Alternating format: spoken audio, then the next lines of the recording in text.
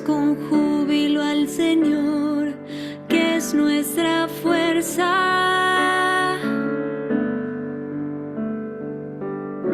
Entonen un canto, toquen el tambor y la cítara armoniosa junto con el arpa.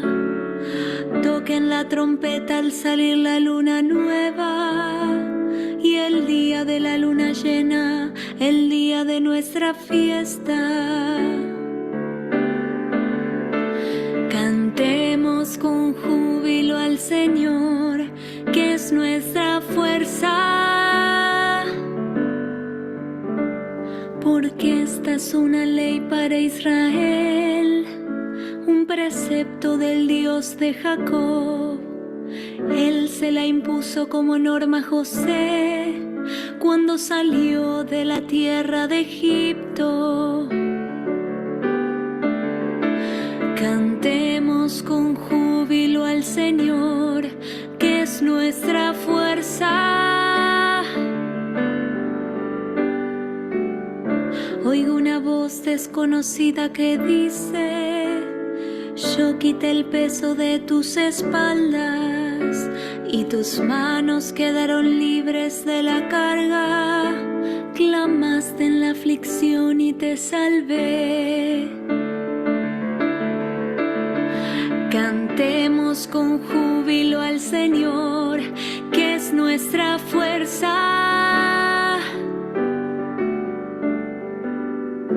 No tendrás ningún Dios extraño, no adorarás a ningún Dios extranjero.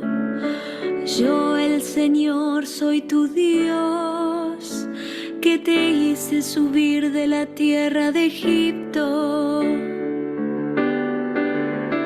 Cantemos con júbilo al Señor, que es nuestra fuerza. Cantemos con júbilo al Señor, que es nuestra fuerza.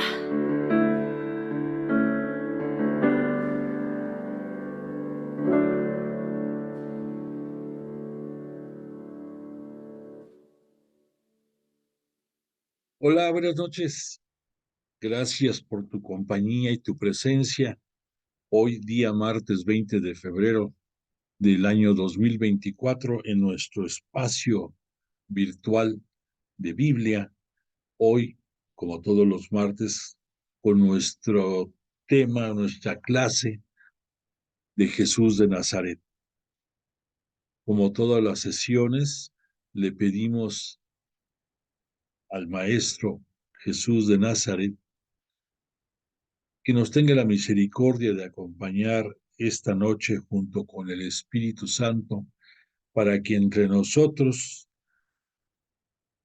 nos ayuden a entender mejor la palabra de Dios que conocimos por los labios de Jesús, y que nos hagan que sensibilicemos todos nuestros sentidos y nuestra disposición para hacer de la palabra un estilo de vida en nosotros, que de esta forma le demos alabanza a Dios Padre, y que gracias a los méritos de su pasión y muerte de Jesús de Nazaret, podamos algún día llegar a la vida eterna, conquistada para todos nosotros por Él, con su muerte y resurrección.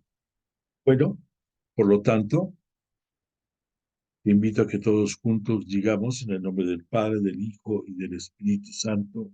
Amén. Padre nuestro que estás en el cielo, santificado sea tu nombre. Venga a nosotros tu reino. Hágase tu voluntad en la tierra como en el cielo. Danos hoy nuestro pan de cada día. Perdona nuestras ofensas como también nosotros perdonamos a los que nos ofenden. No nos dejes caer en la tentación y líbranos del mal. Amén.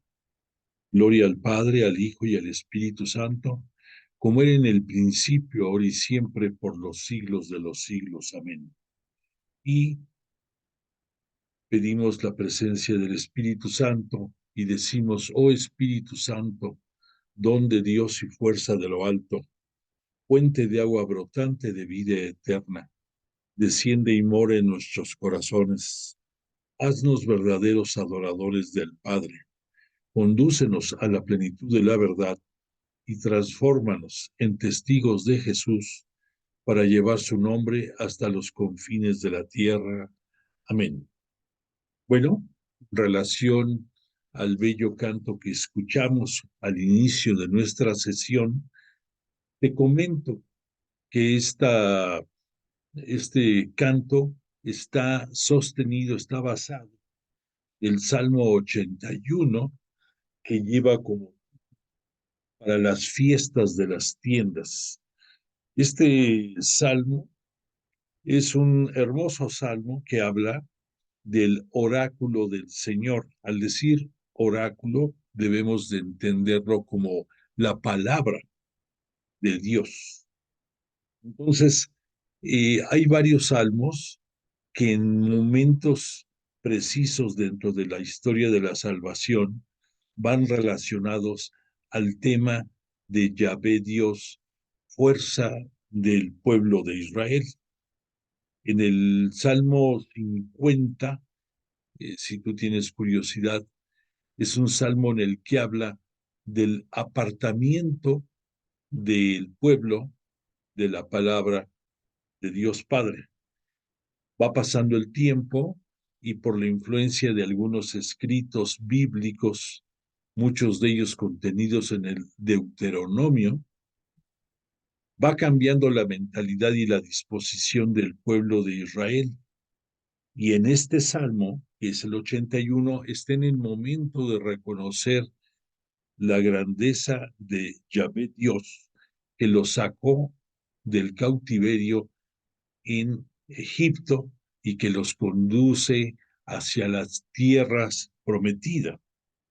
Entonces, pues aquí ya se van escuchando más evocaciones de, de agradecimiento, de conciencia de lo que hizo Dios por ellos, y van enfocando, van enderezando su camino. Y en otros salmos posteriores, como por ejemplo en el Salmo 90, ya vamos a encontrar una exultación plena, una alabanza, una glorificación por la obra hecha por Yahvé Dios, por su pueblo elegido. Entonces, te comento esto de los tres pasos porque desafortunadamente ante las ganas que tenemos nosotros de que todo se dé rápido y casi en automático, tenemos que reconocer que la historia de la salvación es progresiva, pero pudiéramos decir entre comillas, lenta. Y entonces tiene que pasar muchos acontecimientos y mucho tiempo para que vaya madurando las cosas y que vayan cambiando. Y esa es una de las razones por lo que, a pesar de que la historia de la salvación comienza 1850 años antes de la llegada de Jesús a este mundo, pues pensamos, caray, es mucho tiempo. Casi es el mismo tiempo que llevó desde la muerte y gloriosa resurrección de Jesús hasta nuestros días. La diferencia no es tan notoria. Sin embargo, pues ya en los últimos tiempos hemos tenido avances más sustanciales. Eso viene derivado por 20,000 cosas, no solamente en automático. Entonces, tenemos que tener claridad, tenemos que tener paciencia para entender que los tiempos de Dios no son los mismos que los tiempos de los hombres y que tenemos que confiar en la misericordia divina y ésta se convierte en una esperanza para nosotros con la certeza de que por los méritos de Jesús de Nazaret obtendremos los grandes cambios que se los pedimos a Dios Padre y que invocamos que a través de su Espíritu Santo se vayan dando estos cambios tan necesarios en nuestra vida. Y estos cambios vienen de la mano a la petición que hoy vamos a hacer por una actividad muy especial.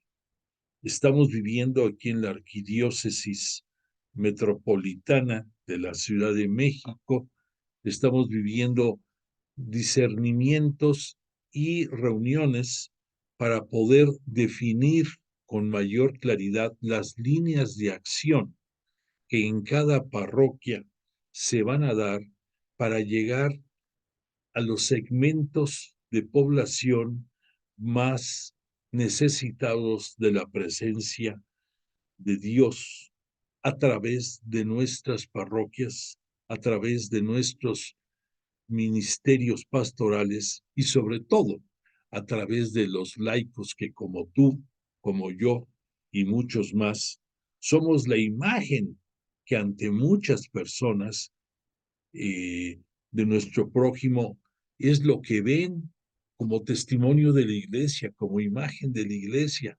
Y necesitamos muchos cambios, necesitamos el cambiar nuestro switch para poder tener ideas frescas, ideas revolucionarias que permitan que lleguemos a los segmentos, como te decía, más vulnerables. Estos segmentos desde hace 3 años, por iniciativa del Papa Francisco, se han centrado en 4 segmentos de población: en pobres, en jóvenes, en alejados de la iglesia y en la familia.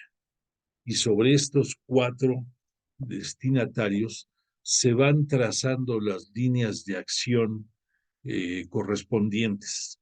Debo decirte con bastante gusto que me tocó estar el sábado pasado en el foro del tema de alejados de la iglesia, y si Dios lo permite, este próximo sábado también estaré en el foro en el que los jóvenes son la materia de estudio de todas las pláticas que ese día se dan, y son sumamente interesantes y enriquecedoras.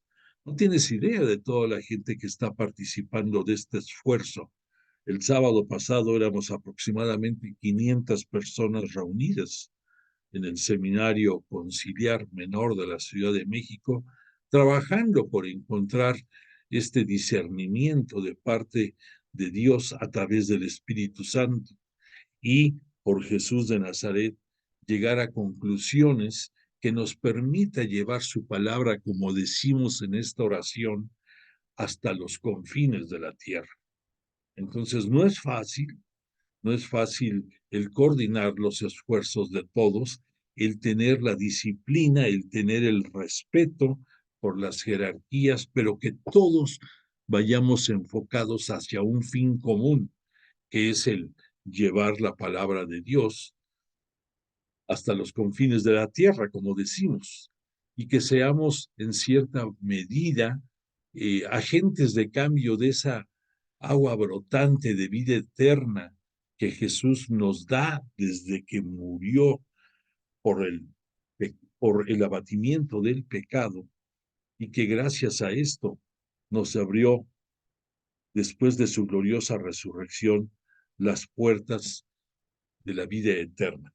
Entonces, de verdad te pido que en estos días hagamos oración porque se logren los propósitos de estos foros, porque las asambleas que se están dando relacionadas al tema, tenemos el próximo jueves la asamblea del decanato con la misma finalidad, y posteriormente, dentro de 1 y 2 meses, será la asamblea de todas las parroquias de la Ciudad de México y se llegará a las conclusiones definitivas, que será el plan de acción ya concreto a desarrollar en este año 2024 y parte del 25 en cada parroquia. Te invito a que te integres, te invito a que te enteres, por lo menos, y a que pidas por el éxito de esta gran misión, porque recuerda que si lo logramos, la iglesia no solamente tiene una misión, sino que la iglesia somos misión. Bueno, dicho todo esto, vamos a centrarnos en nuestro tema de clase, que como recordamos, te hago nada más un breve resumen para entrar ya de lleno al tema de hoy. Estuvimos viendo en la semana pasada la cruz y la gloria del Hijo del Hombre. Vimos que Jesús era el profeta esperado y que esta esperanza de muchos vino dado después del gran signo, del gran milagro de la multiplicación de los panes y los peces, que por misericordia tuvo Jesús con toda la multitud que le venía siguiendo desde hacía 3 días antes y que él, a través de sus apóstoles, los invita a saciar el la necesidad material de alimento y que Jesús, haciendo adoración al Padre y agradeciendo que por Él todos los signos y milagros se dan, opera y hace que se multiplique estos panes y peces y gracias a eso la multitud comió, que desafortunadamente, aunque esto era el anticipo de lo que va a ser la Eucaristía, lo que va a ser la verdadera palabra, el verdadero alimento divino que recibimos en las liturgias eucarísticas en nuestros días, pues la multitud por conveniencia personal quería hacerlo profeta. Él tuvo que escabullirse y después de ahí nos cuentan los evangelistas que regresó a la región de Galilea y ahí se dio el signo de poder también de cuando Jesús caminó sobre las aguas y que hizo que Pedro también fuera hacia él a instancias del propio Pedro y que ya una vez en medio del agua empezó a sumergirse y a pedirle auxilio a Jesús y que él le reclama su falta de fe. Aquí vemos en el punto 3 que Pedro fue el primero de los apóstoles que reconoce a Jesús como el Mesías esperado. Y no solamente eso, sino que le dice, eres el Hijo de Dios, el Cristo.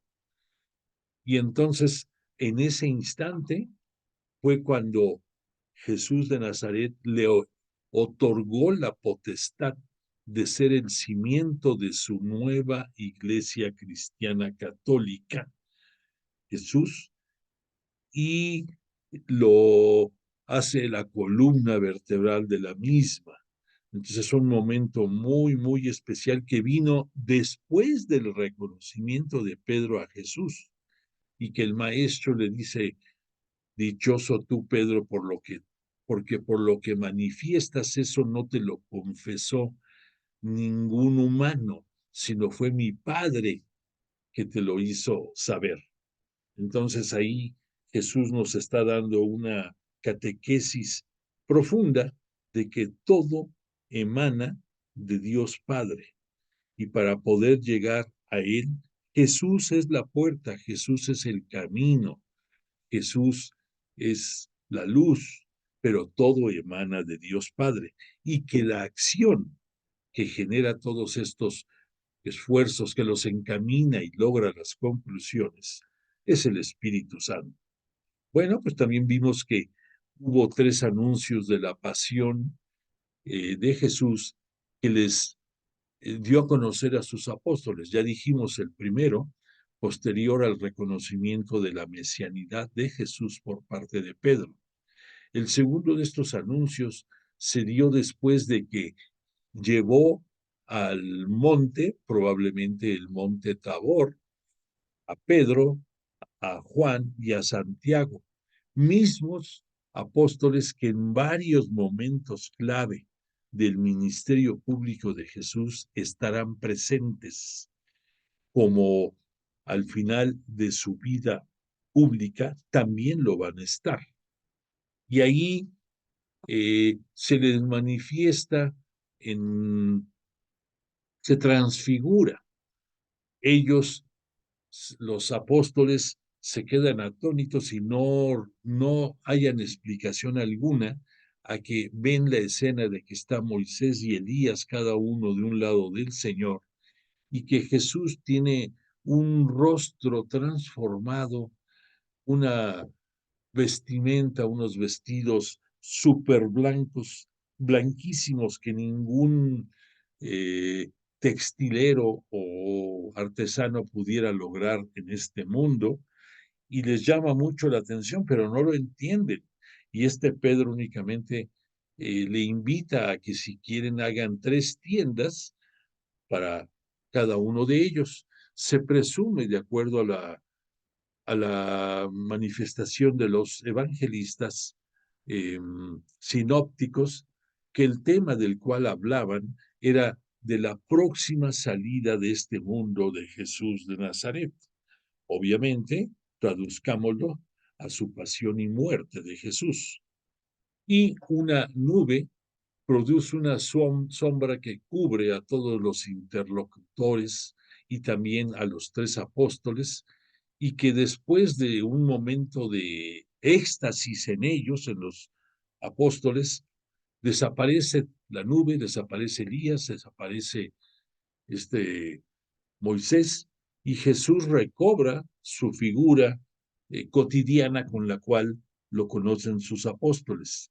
Aquí hablamos de que esta manifestación, esta teofanía, porque hubo palabras de parte de Dios Padre también avalando que Jesús es su Hijo, su unigénito, y al igual que cuando fue bautizado en el Jordán, se repite esta, pudiéramos decir, reafirma que ese transfigurado es su único Hijo e invita a que se le escuche.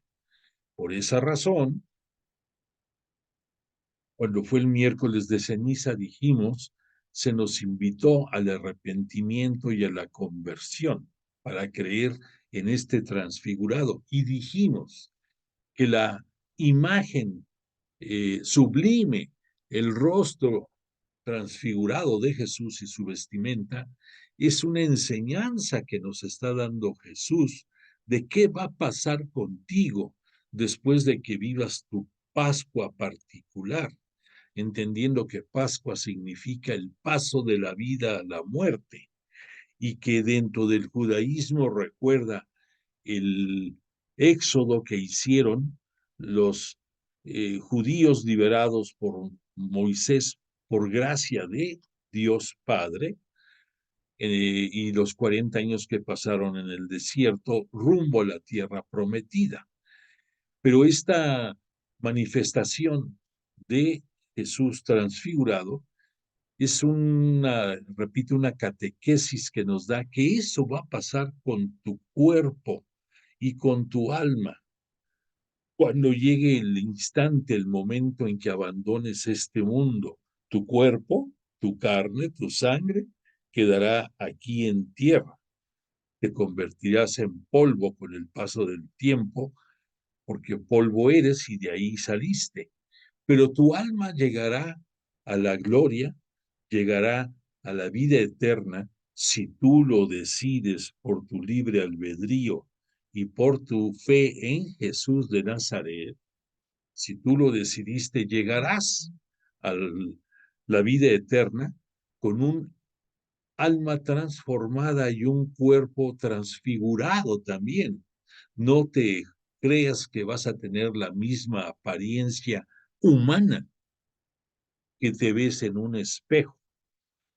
Y entonces Jesús nos los enseñó. Y por esa razón también se refuta esta enseñanza cuando él, después de su gloriosa resurrección, no lo reconocían ni sus apóstoles ni las personas a las cuales se les apareció en los 40 días posteriores a su resurrección y previos a su ascensión.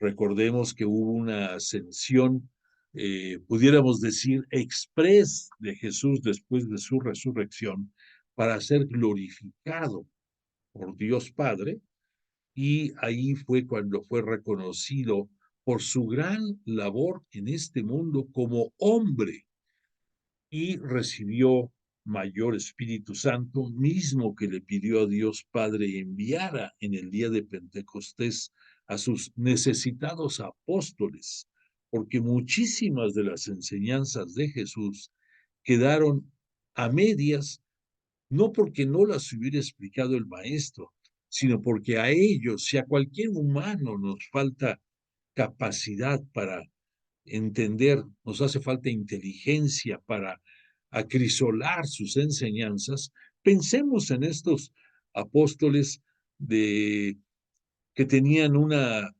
limitada capacidad, pudiéramos decir, de inteligencia y que por sus actividades primarias, pescadores y otros parecidos, pues no tenían la oportunidad de captar en forma rápida las enseñanzas de Jesús. Entonces, de ahí la urgencia que tenía Jesús de que el Espíritu Santo llegara a ellos para que les diera más sabiduría y que gracias a eso entendieran muchísimas de las cosas que Jesús les habló, pero que ellos no comprendían. El tercer anuncio sobre la pasión y muerte de Jesús se los va a dar a sus apóstoles. Aquí vemos en el punto 3, subiendo a Jerusalén. Recordemos que subir significa ir a Jerusalén y que para los evangelistas sinópticos, llámese, digamos, Mateo, Marcos y Lucas, Jesús sube una sola ocasión dentro de su ministerio público hacia Jerusalén. En el caso de Juan, se maneja diferente y él, sin que nos diga cuántas veces subió Jesús a Jerusalén, no nos dice que fue una. Entendamos que esa subida única de Jesús a Jerusalén con los sinópticos tiene una finalidad, tiene, tiene una razón teológica y tiene una razón de acuerdo a la doctrina que ellos nos quieren dar a conocer, que es que Jesús, todo su ministerio, estuvo para llegar al fin, a la meta final que su Padre, Dios, le había pedido que desarrollara. Y eso, pues, conllevaba que solamente una vez subiera a Jerusalén. Bueno, pues en el trayecto de camino hacia Jerusalén, Jesús les hace el tercer y último aviso acerca de su pasión y muerte. No es casualidad que se los anuncie 3 veces. Recordemos que el número 3 es la perfección dentro de la enseñanza bíblica y Jesús aquí por 3 veces habla de su futura pasión y muerte. Bueno, después aquí ya nada más confirmamos lo que estuvimos hablando del pasaje de la catequesis de Jesús en la transfiguración y ya dicho todo esto, tenemos la claridad porque nos invitó Jesús de Nazaret a que nosotros, para poder ser discípulos de Él, también tomemos nuestra cruz y lo sigamos. Y entendiendo por estos términos, el, el como fieles discípulos, vivamos las enseñanzas que Él nos dio, nos empapemos de su palabra, acrecentemos nuestra fe en Él, en su doctrina, en todos los que nos vino a enseñar y que respetando los 2 mandamientos que nos dio, el primero, amar a Dios sobre todas las cosas, y el segundo, y solamente a Él rendirle culto, muy importante eso, y el segundo de amar al prójimo como Él nos ama a nosotros, y al decir ama en tiempo presente, sabemos que es porque Jesús siempre ha sido, será, porque es Dios también, tiene su divinidad celeste, y que cuando estuvo entre nosotros en este mundo, fue dentro de su divinidad terrestre. Por eso tenemos la claridad de que cuando Jesús ascendió para su glorificación, lo hizo desde el punto de vista humano, desde el punto de vista terrenal. Había concluido una misión en forma más que precisa, de acuerdo a la voluntad de Dios Padre, y por lo tanto merecía todo el reconocimiento por su labor desarrollada, por su misión cumplida. No pensemos en Jesús Dios. Distingamos, porque lo sabemos, Jesús tiene la doble divinidad, la celeste y la terrestre. Bueno, entonces esta catequesis que nos dio con la transfiguración Jesús nos prepara para que ya cerrado los puntos para entender qué es lo que viene, la parte medular, la parte final de su misión en esta vida, en este mundo de Jesús de Nazaret, se dé. Y eso es lo que vamos a ver primordialmente el inicio esta noche. Hoy vamos a hablar sobre la entrada mesiánica de Jesús en Jerusalén y los últimos días del Maestro. Bueno, entonces quiero referirme a este bello episodio dentro de la vida de Jesús, porque así como el populacho, el pueblo, la multitud, por conveniencia había querido declararlo rey y Mesías, también Pedro ya vimos que reconoce que Jesús es el unigénito de Dios y es el Cristo. Pero ya después de esto viene el que Jesús, hablamos, con paso firme y decidido, va acompañado de sus apóstoles rumbo hacia Jerusalén. Él sabe que va al final de sus días. Él sabe que va a revestir como humano el enfrentar las peores injurias, los peores escarnios, los peores dolores y abajamientos que puede tener un humano, pero por la voluntad de su Padre, él acepta y va a ser una libre entrega de su vida en remisión del pecado. Claro, todo mundo no veía la trascendencia de estos hechos y los vamos a ir entendiendo hasta nosotros mismos poco a poco. Por lo tanto, en esta noche vamos a estar muy de cerca del libro de respaldo que tenemos del padre Carrillo Alday sobre Jesús de Nazaret, porque nos explica muchos detalles de manera sencilla y entendible qué es lo que sucedió en esta entrada mesiánica de Jesús a Jerusalén. Bueno, te diré que esta entrada mesiánica se dio durante la última semana de vida que Jesús tuvo en este mundo y podemos dividirla en dos partes. Una del día domingo al miércoles, que es una actividad relacionada con eventos mesiánicos trascendentes, abundantes, ricos y también muy peligrosos, porque dentro de estos signos que Jesús va a tener, de aquí se va a dar la decisión de las autoridades religiosas judías de buscar su muerte y de buscar la manera de que se diera lo más pronto posible. Entonces, eso va a ser, además de toda, pudiéramos decir, la cola de malestar que les provocaba a todas estas autoridades religiosas judías. Desde tiempo atrás, recordemos que el ministerio de Jesús comienza en el otoño del año 27 y estamos ahorita aquí hablando de que estamos en el mes de abril del año 30. Entonces, están llegando a escasos 3 años.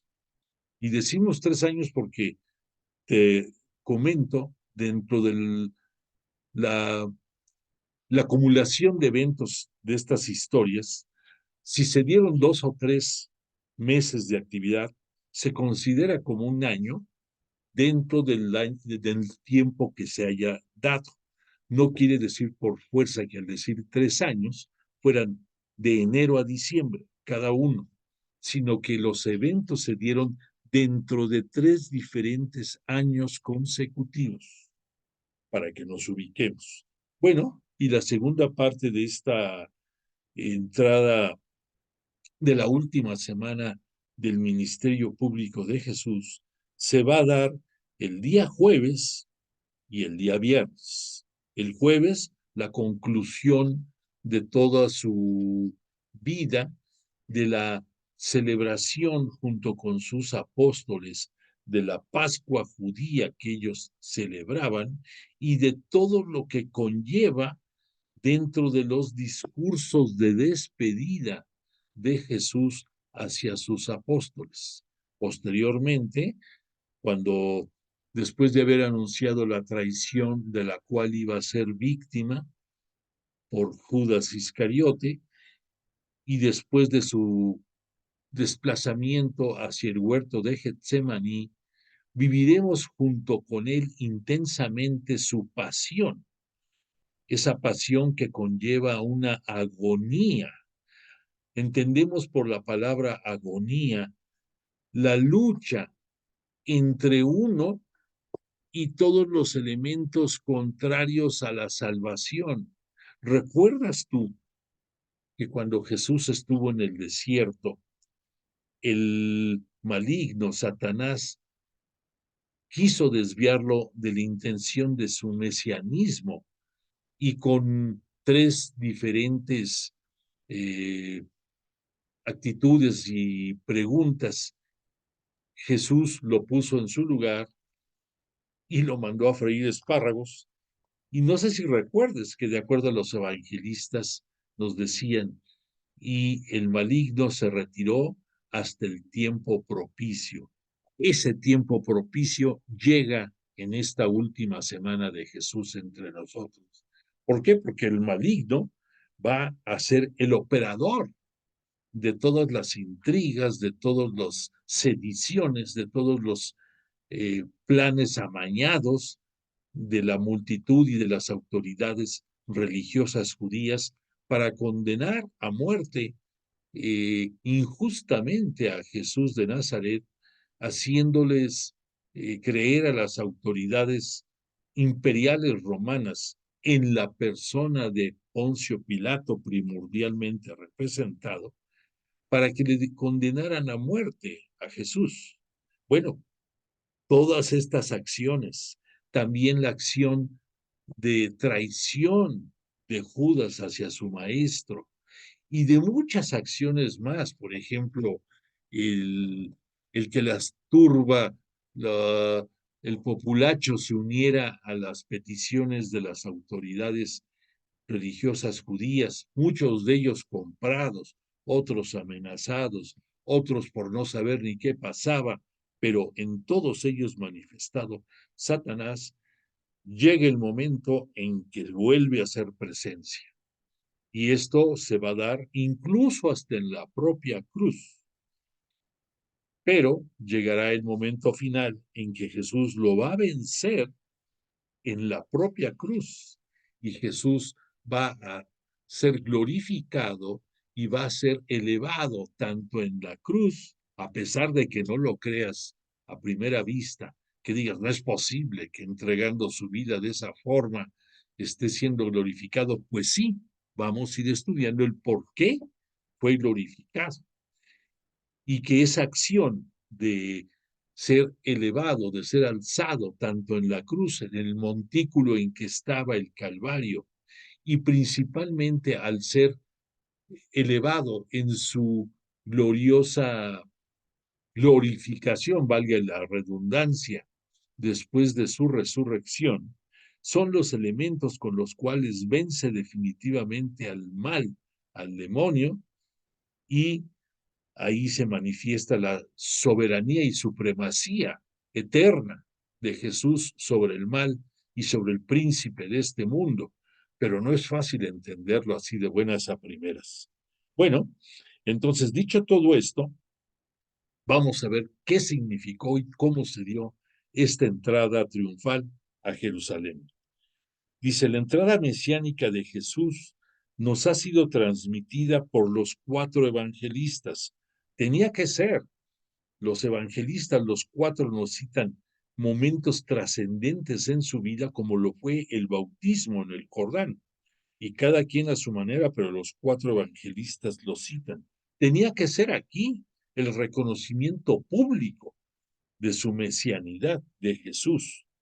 Pero vamos aquí a ver que los 3 sinópticos, así como comentamos que nada más citan una sola subida de Jesús a Jerusalén, pues también los comentarios que dan con relación a los pormenores de esta entrada son similares. Juan se va a manejar aparte porque él va a ir hacia lo teológico, él va a ir hacia las enseñanzas cristológicas y, de ser posible, si nos da el tiempo, hoy mismo vamos a empezar a ver cómo Juan maneja esta narrativa sobre la última semana de Jesús entre nosotros. Ojalá y lo podamos hacer, porque los textos de Juan, de su evangelio, son los que leemos en la liturgia de los días de la Semana Mayor. Pero muchas veces ahí nada más los escuchamos y pues no los captamos bien. Ojalá y nosotros aquí en nuestro curso podamos tener un poco más de tiempo para reflexionar en los alcances de lo que Juan nos pone. Pero ahorita vamos a hablar, de acuerdo a los sinópticos, a lo que pasó en esa entrada mesiánica. Vamos a referirnos a Marcos, que Marcos escribió en su evangelio. Cuando se aproximaba a Jerusalén, cerca ya de Betfagé y Betania, al pie del monte de los Olivos, envía a 2 de sus discípulos diciéndoles: id al pueblo que está enfrente de vosotros, y no bien entréis en él, encontraréis un pollino atado, sobre el que no ha montado todavía ningún hombre. Desatadlo y traedlo. Y si alguien os dice: ¿por qué hacéis esto?, decid: el Señor lo necesita y lo devolverá enseguida. Bueno, aquí, pues el que está hablando es Jesús.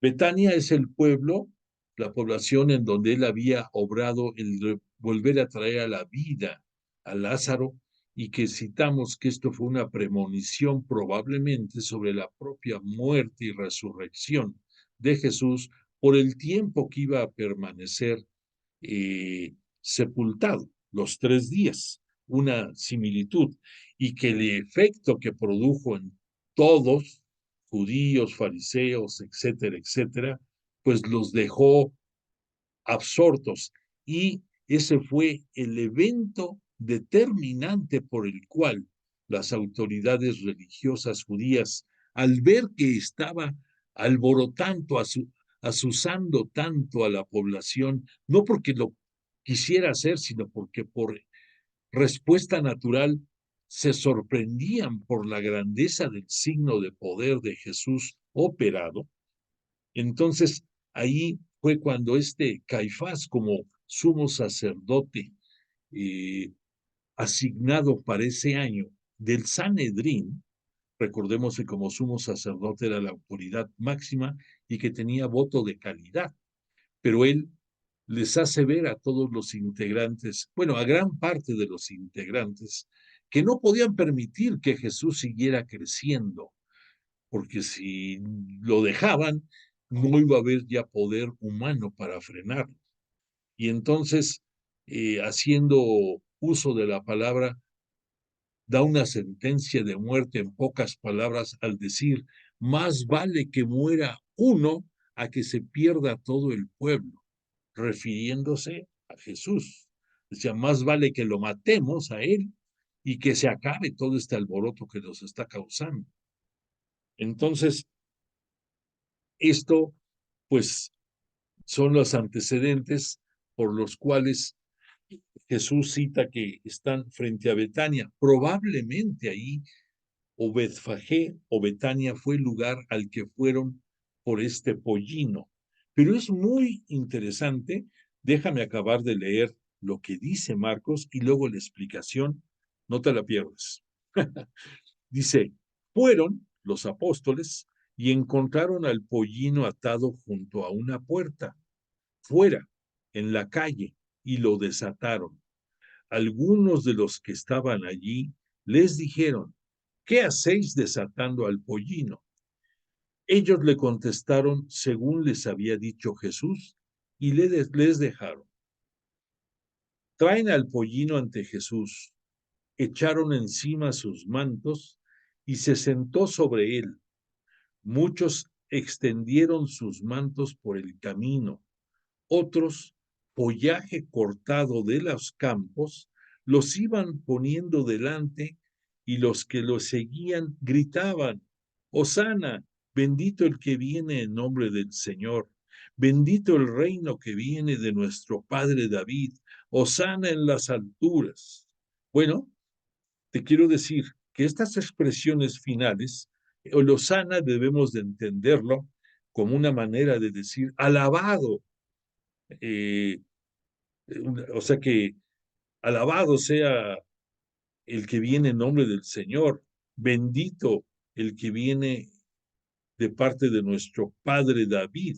O sea, ahí estaban reconociendo de manera implícita que las profecías que había sobre que de David y su descendencia vendría el Salvador, que lo tenían ahí enfrente, que era Jesús.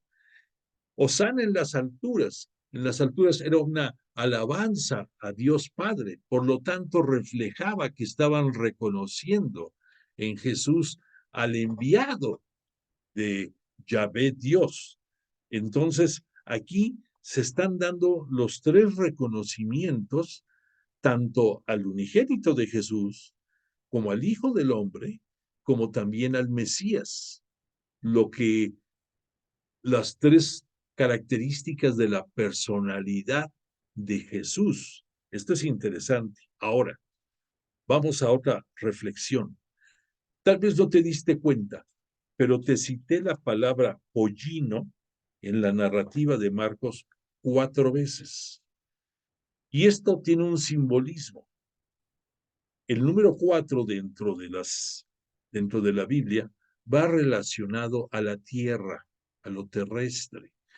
Y pues no está por demás decir, la Tierra tiene 4 puntos cardinales, norte, sur, este y oeste. Y entonces, al poner 4 veces la palabra pollino, nos está dando a entender ligeramente, Marcos, que la entrada mesiánica es para todo el mundo, es para judíos y no judíos, para creyentes y para gentiles y para paganos y para todos. Ahí estamos todos nosotros representados en estas 4 evocaciones de la palabra pollino. Ahora, ¿por qué un pollino? Nunca le damos mucha atención a esto, pero aquí nos citó Marcos. Un pollino es el producto de una cruza de dos animales, obvio, y esta cruza puede ser de una asna con un burro o puede ser de un asna con un caballo. Cuando se da con un caballo es lo que nosotros conocemos como un mulo. Cuando se da entre asnos de la misma especie, lo que sale de producto es un pollino. Pero si tú te pones a reflexionar, hay un mensaje sublime que casi no se percibe. Y dentro del judaísmo, un judío, para ser un verdadero judío, de raza, de esencia judío, tiene que ser alguien nacido de madre judía. Entonces aquí el pollino es un animal puro, 100%, sinónimo de la pureza que los judíos buscaban en los animales que ofrecían en holocausto a Yahvé Dios. Por otra parte, se nos dice que este pollino es hijo de asna, o sea, es un animal puro, igual que los judíos buscaban y sobre todo los fariseos, esos signos o símbolos de la pureza. Entonces, esto es algo que no reflexionamos normalmente, pero tiene una razón de ser. Yo me imagino que no lo conocías esto. Bueno, entonces, dado estas características, el tercer elemento, esos mantos y estas palmas que vemos en esta escena, tenían una relevancia muy grande dentro del pueblo judío, porque estas palmas era muy común que lo pusieran los judíos cuando celebraban la fiesta de los tabernáculos, que en hebreo se diría la fiesta del Sukkot.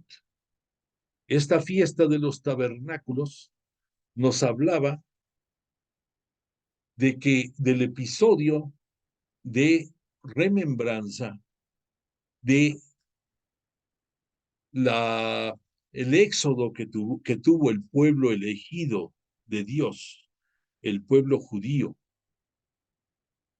de que lo sacó de Egipto a que llegaron a la tierra prometida. Por eso te pusimos hoy un salmo relacionado a esto.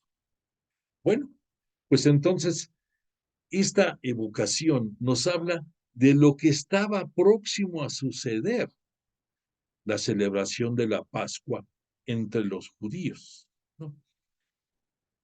Para darte un dato de nada más de cultura general, en aquellos tiempos y más bien en tiempos más antiguos, había dos elementos relacionados con esta fiesta. Uno, la luna, y otro era el mes.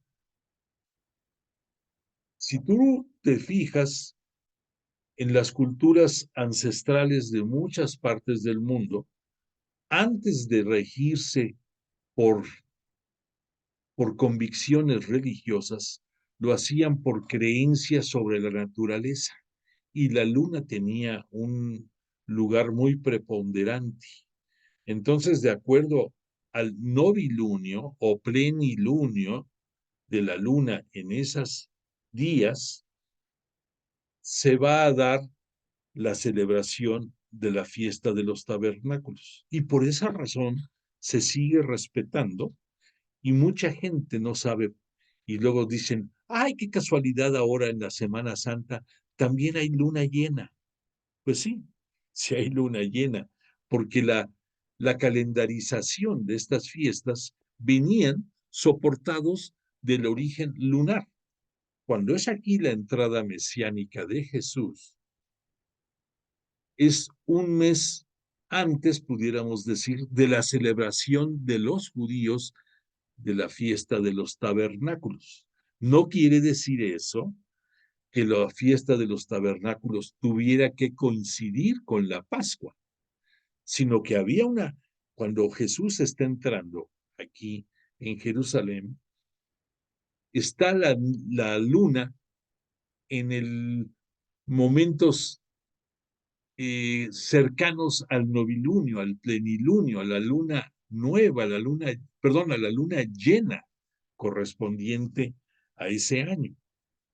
Y en segundo lugar, era tan importante esta celebración entre los judíos que aunque esto, de acuerdo al calendario que ellos seguían, correspondía al mes séptimo de su año actual, el mes de Tishrén, creo que le llaman así exactamente, por mucho tiempo era el mes de inicio de su año, del año judío. Ya posteriormente cambió su calendarización y este mes quedó como el mes séptimo. Y además tiene su relevancia por ser el séptimo. el mes, el número de la plenitud. En fin, son amarres que se van dando en la explicación de estos eventos. Pero después de hablar de lo del pollino y las razones por las cuales Jesús viene montado en él, entenderemos también que ese mensaje cristológico, ¿qué nos está diciendo? Que ese pollino que en cierta forma probable representaba una alegoría sobre el pueblo de Israel, viene Jesús como rey montado sobre él.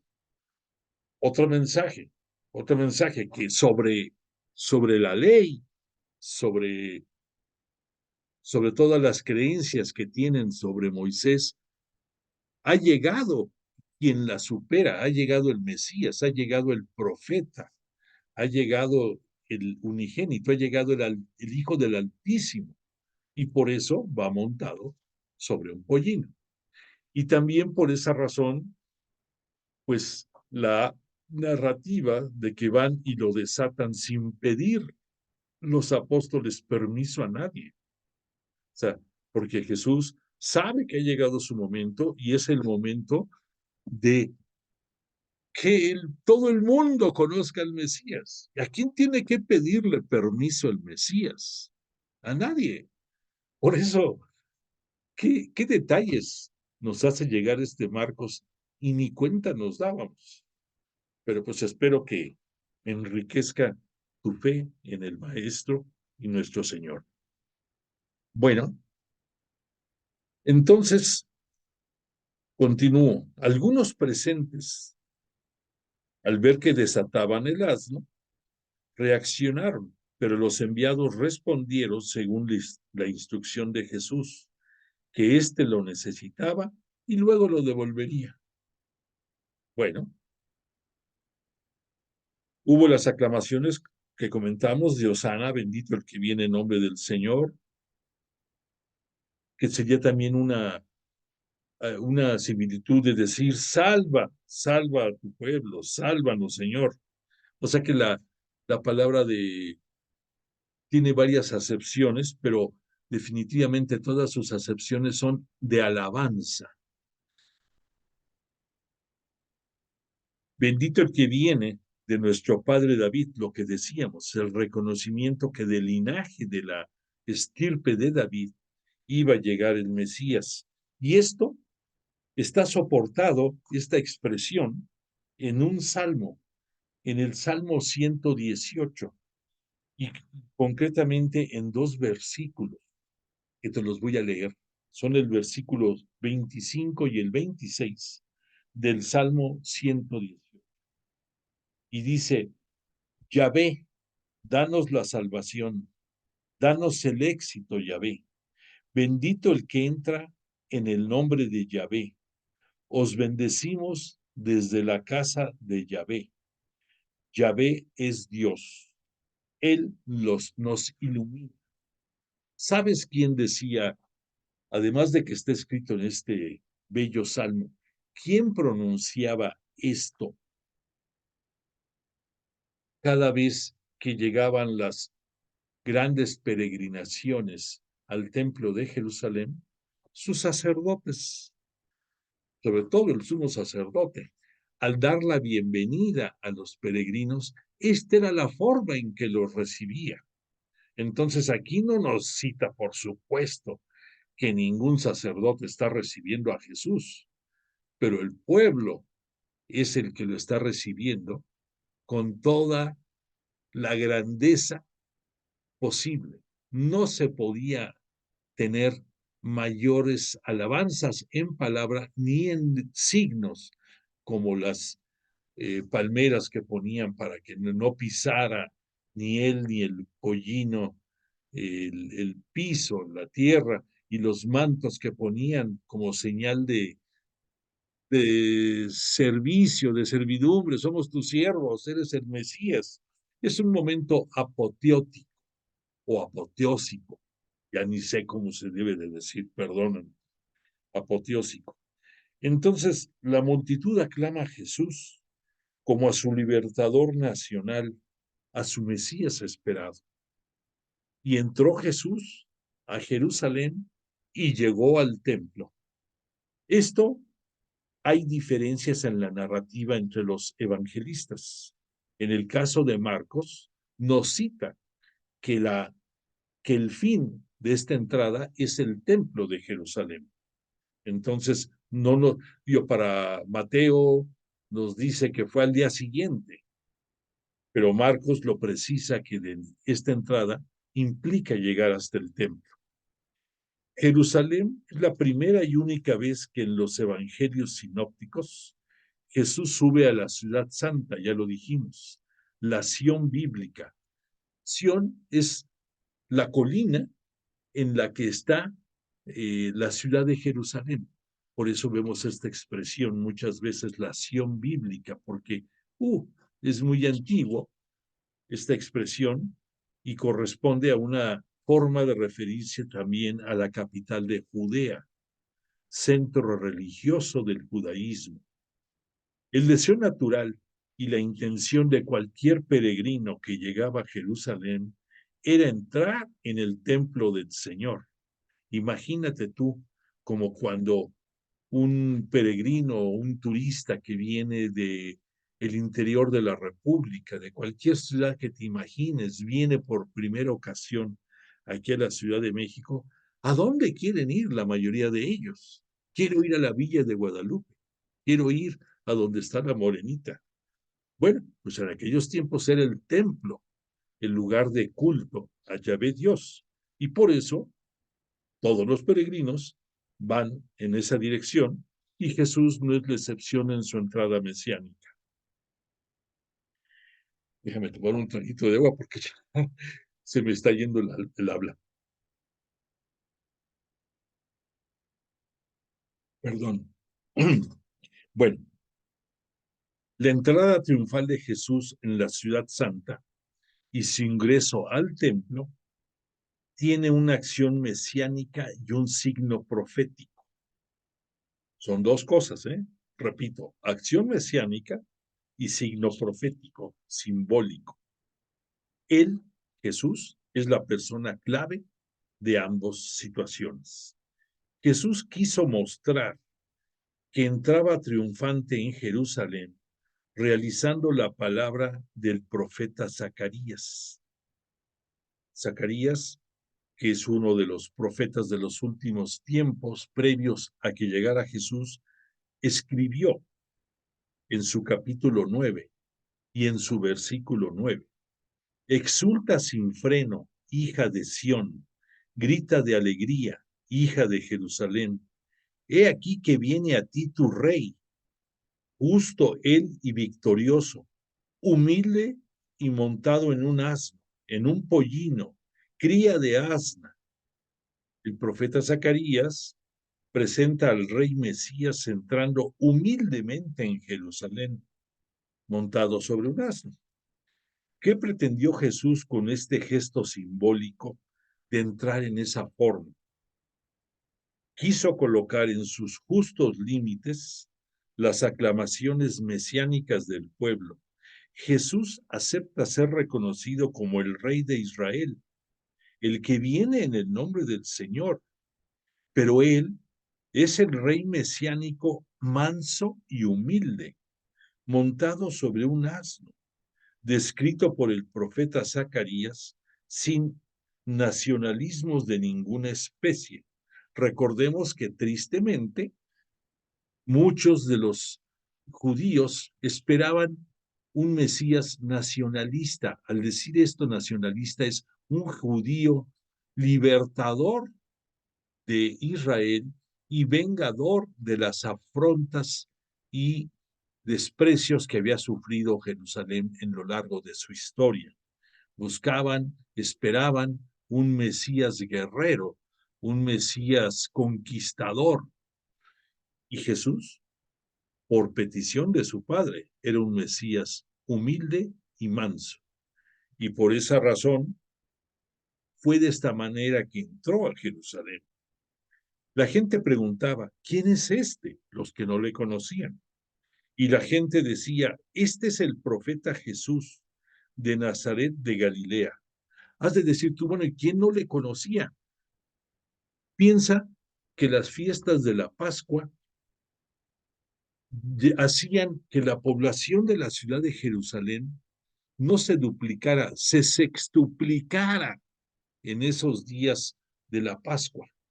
Entonces, había mucha gente prosélita. Al decir prosélito, debes de entenderlo como simpatizantes de los judíos, y otros que curiosos que venían a la celebración de las fiestas de las Pascuas, porque era un gran acontecimiento. Y por esa razón, había quienes preguntaban, por no conocerlo físicamente, ¿quién es este? Y los habitantes de Jerusalén, muchos de ellos, aclaraban, es el profeta Jesús de Nazaret de Galilea. Recordemos que la palabra profeta significa un mediador entre Dios y los hombres, y al mismo tiempo un interlocutor entre ambos. Por lo tanto, es correcto que Jesús, claro que fue profeta, que es profeta y que al mismo tiempo es Mesías.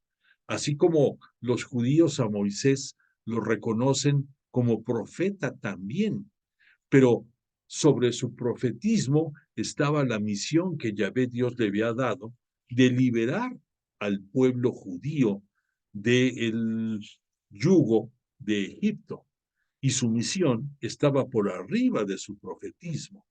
En el caso de Jesús, es Mesías y es profeta al mismo tiempo. Y tristemente para muchos judíos en la actualidad todavía, algunos no quieren reconocer la vida y obra de Jesús. Otros lo hacen, pero muchos de ellos nada más refiriéndose a él como el profeta Jesús, no como el Mesías. Bueno, el Evangelio de Juan hace notar además que los discípulos no comprendieron por el momento los alcances del gesto profético de Jesús, sino hasta que fue glorificado, lo que decíamos. O sea, necesitaban el Espíritu Santo para entender en toda su dimensión toda la catequesis de Jesús y los eventos que se estaban dando. Marcos agrega, no, perdón, permíteme. No, Juan, perdón. Juan agrega con relación a este episodio, la muchedumbre que estaba con él cuando llamó a Lázaro del sepulcro y lo resucitó de entre los muertos, daba testimonio de él, de Jesús. Por eso también la muchedumbre le salió al encuentro, porque oyeron que él había hecho este signo, se refiere al de Lázaro. Para Juan, la notoriedad de la reciente resurrección de Lázaro jugó un papel decisivo en el éxito de la procesión triunfal hacia Jerusalén. Los fariseos, que habían querido dar muerte a Jesús, reconocieron que nada habían conseguido y que sus planes habían fracasado. Mirad que nada ganas, mirad que nada ganas. He aquí que el mundo se ha ido tras él. Por eso lo que dijimos. Dijeron, hasta aquí no se puede tolerar más éxito de Jesús. Y después este Marcos termina diciendo que Jesús observó todo a su alrededor. Este detalle prepara los acontecimientos del día siguiente. Regresa a Betania con los 12 apóstoles. Pero ¿qué pasa en el templo? Aquí vamos a ver un episodio muy particular que te pido tu atención. El episodio de la purificación del templo o de la expulsión de los vendedores y compradores ha sido conservado por los 4 evangelistas. En Marcos lo sitúa al día siguiente de la triunfal entrada mesiánica de Jesús, la expulsión de los vendedores. Perdón, te había dicho que al entrar llega hasta el templo, discúlpame. Sí, no, se me barrió, es al día siguiente.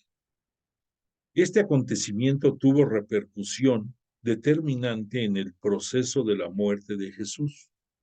Inmediatamente después de este hecho, los sumos sacerdotes y los escribas buscaron la ocasión para eliminar a Jesús. Ojo, te repito lo que dije. Los sumos sacerdotes y los escribas buscaron la ocasión para eliminar a Jesús. Aquí no cita a los fariseos, Marcos. Esto nos puede dar a entender un poco el efecto de la simpatía que Jesús en determinados momentos sentía por algunas creencias de los fariseos, aunque reconocía su gran hipocresía. Pero aquí Marcos nos precisa que los sumos sacerdotes y los escribas buscaban la ocasión para eliminar a Jesús.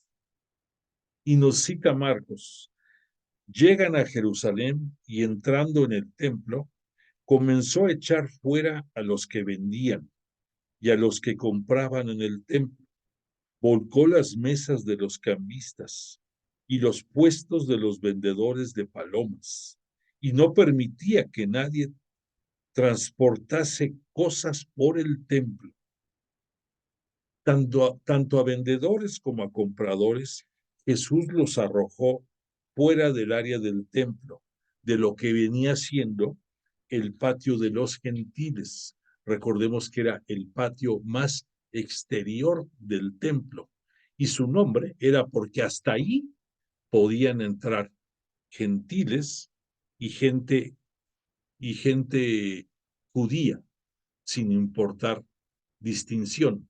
Pero después de ese patio de los gentiles, bajo pena de muerte, solamente podían pasar judíos. Y no se diga ya al área de los altares del incienso, en que nada más podían ser los sacerdotes. Y el santo de los santos, que era la parte más venerada del templo dentro del culto que se rendía a Yahvé Dios, solo el sumo sacerdote y un solo día en el año, que era el día de la expiación, lo que conocemos el día del perdón entre los judíos. Todo esto de la vendimia y de los cambistas venía de origen desde la época en que Moisés escribió el Levítico. El Levítico es el libro, uno de los 5 libros de la Torá judía o del Pentateuco nuestro, el mismo nombre, Levítico, en el que nos habla mucho sobre la descendencia de Aarón y también de los levitas. Los levitas eran los que daban servicio al templo. Pudiéramos decir un equivalente a los sacristanes que conocemos hoy. Y los descendientes de Aarón era la casta sacerdotal sobre la que vendría todos los sacerdotes desde Aarón hasta antes de que llegara Jesús. ¿Por qué? Si tú no lo sabes, Jesús es sumo sacerdote. No lo vamos a ver aquí ahorita. Más adelante, cuando veamos la epístola a los Hebreos, ahí lo comprenderás. Pero Jesús, sin ser descendiente de la tribu de Aarón, va a ser sumo sacerdote y eterno para la eternidad. Bueno, entonces, dentro de los cambistas, te comento, independientemente del,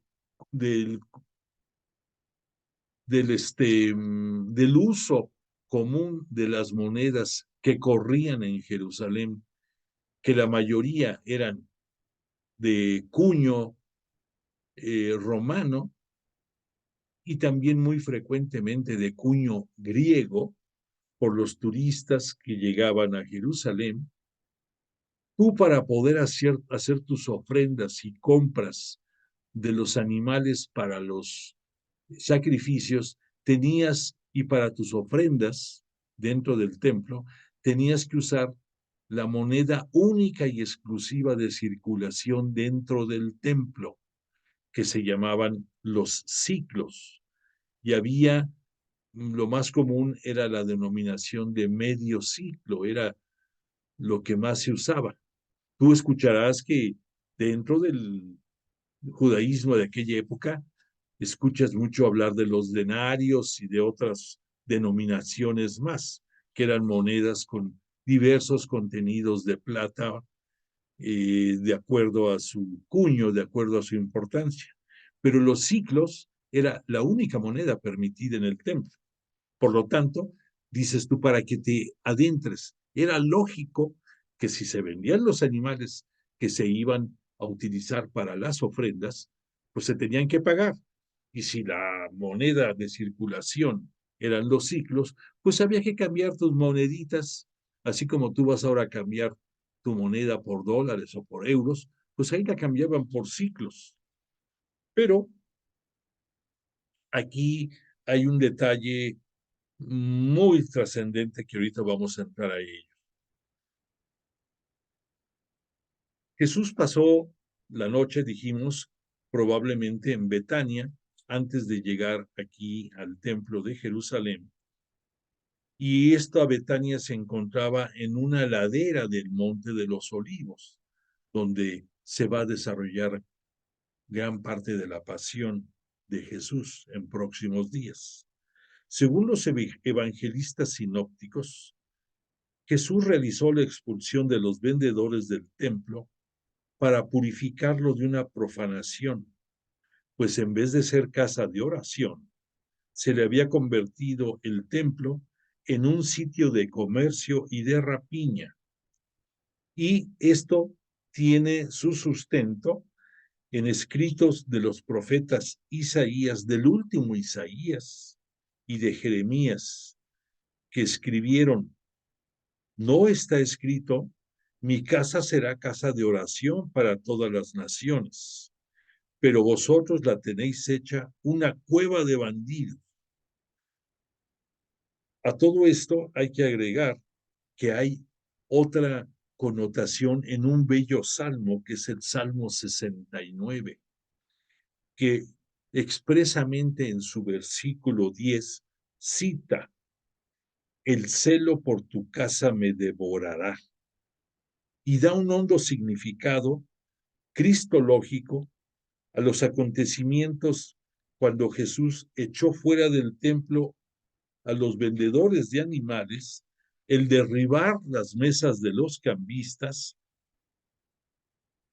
y por única vez en la narración de los evangelios se ve a un judío, a Jesús, bueno, que siempre fue judío hasta su final de sus días, pero se ve a un Jesús violento, en una palabra. Es el único episodio en los evangelios que se cita. Pero hay algo más de trasfondo. Lo que dijimos ahorita es válido. O sea, los sacerdotes del templo, aunque no nos los dice exprofeso, pero recibían un tributo o recibían una participación de las ganancias que procedían de la venta de los animales y de los cambios que se hacían. Pero además de esto, Jesús, al hacer ese látigo con cuerdas y lanzarlos, tiene un significado teológico y cristológico que nadie advertía hasta ese momento. Y esto viene dado porque en poco tiempo después se va a dar lo que Jesús va a anunciar a sus discípulos 1 o 2 días después, que el templo de Jerusalén será destruido.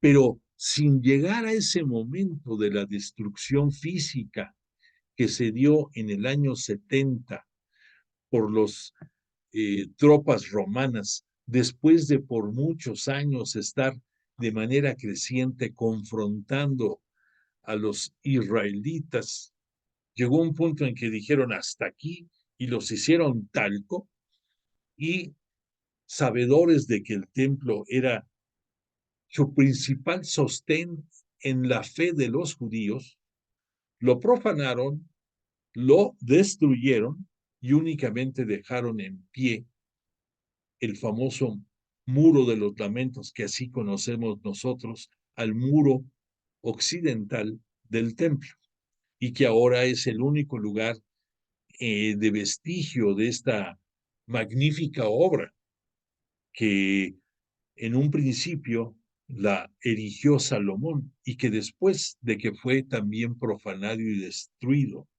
por los asirios, llegado el tiempo de Salomón, y después, perdón, Salomón fue el que lo erigió, perdóname, pero después de los asirios, gracias a la acción liberadora de Ciro, el persa, él ayudó a la reconstrucción. Y agárrate, otra persona que contribuyó mucho a este remozamiento y a volver a ponerlo en pie fue el propio Herodes, porque así como lo ves, Herodes tuvo algunas cosas brillantes, entre otras el participar en esa restauración del templo. Pero, repito, esto se va a dar en el año 70, para la eternidad y para los tiempos mesiánicos que desde que llegó Jesús estamos viviendo hasta el día de hoy, día 20 de febrero del año 2024, que son 40 años. No es nada. Aquí estamos hablando de que Jesús va a morir en el año 30 y él va a profetizar la destrucción del templo. Pero el significado teológico no había que esperar al año 70. ¿Cuál es el significado que Jesús nos quiso dar? Que después de que se tenían que sacrificar animales por las razones de expiación, de lo que tú gustes en el templo, y que según la tradición judía se le daba culto a Dios porque le era agradable tanto el aroma del incienso como también el aroma de la grasa quemante que llegaba hasta él en las alturas, y que agradecía la postración y la adoración de los integrantes de su pueblo judío, ya no iba a seguir esto. Ahora, ¿quién va a ser la única víctima que se ofrece por la expiación del pecado? Jesús. Él es el único. Él es el único que con el derramar hasta la última gota de su sangre, al igual que los animales que eran sacrificados en el templo, servía de la unión entre el hombre y Yahvé Dios. Pero ahora con Jesús, Dios Padre, su Padre, va a ser glorificado con la muerte de Jesús por haber llevado hasta el extremo el cumplimiento de su plan salvífico, de su vida entre nosotros, y que el propio Padre va a glorificarlo a Jesús desde el momento mismo de la cruz en que está entregando su vida. Y desde ese instante se va a convertir Jesús en el sacerdote y víctima. Él es el oferente y al mismo tiempo es la víctima, y en oblación se entrega en remisión de nuestros pecados a Dios Padre. Entonces, la razón teológica de fondo por la que Jesús tuvo esta acción es que está anunciando que ese culto dado por el tiempo, las tradiciones, las costumbres, llámale como quieras, dentro del judaísmo, había llegado a su fin, y que él es el único medio por el cual, a través de él, a través de la fe en él, abrazados a sus enseñanzas de Jesús y siguiendo la petición de que veamos a nuestro prójimo como él los ve a nosotros, llegaremos a la vida eterna, llegaremos a la salvación.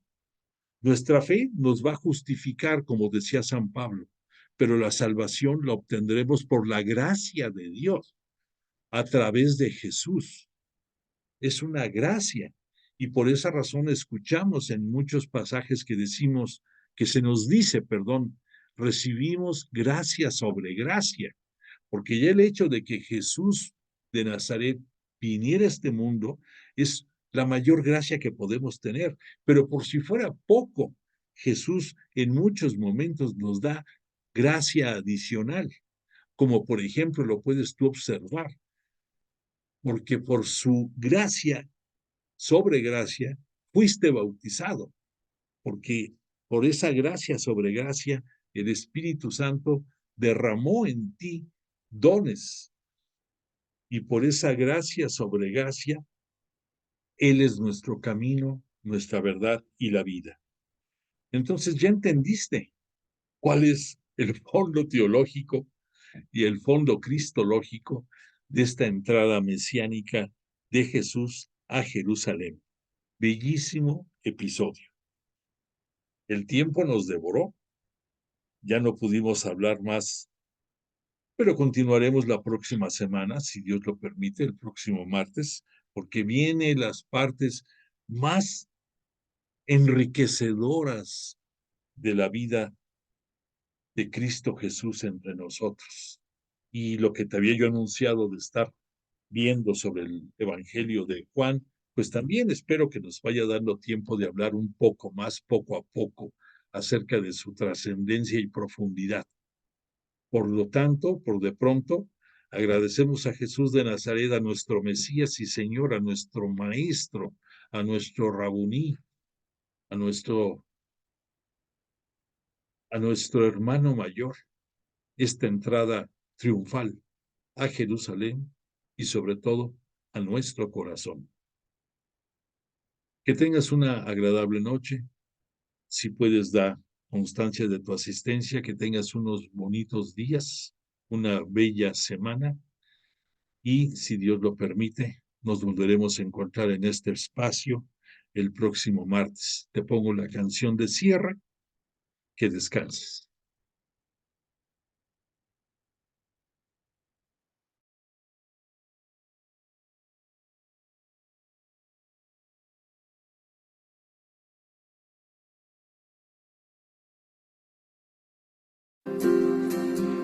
¿Cuántas veces mi humanidad no me deja proclamar tu verdad? ¿Cuántas veces no hablé de ti cuando frente a mi hermano no me compadecí?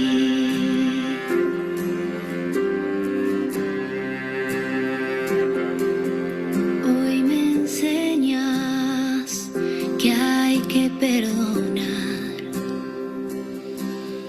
y no importa la cantidad, sino ser como tú, que tanto amaste, que te diste en la cruz. Yo quiero ser como tú. Quiero que mi vida sea un reflejo de tu luz. Quiero de tu paz en mi interior, para ver a mi hermano y perdonar de corazón. Yo quiero ser como tú. Quiero que mi vida sea un reflejo de tu luz. Quiero de tu paz en mi interior, para ver a mi hermano y perdonar de corazón.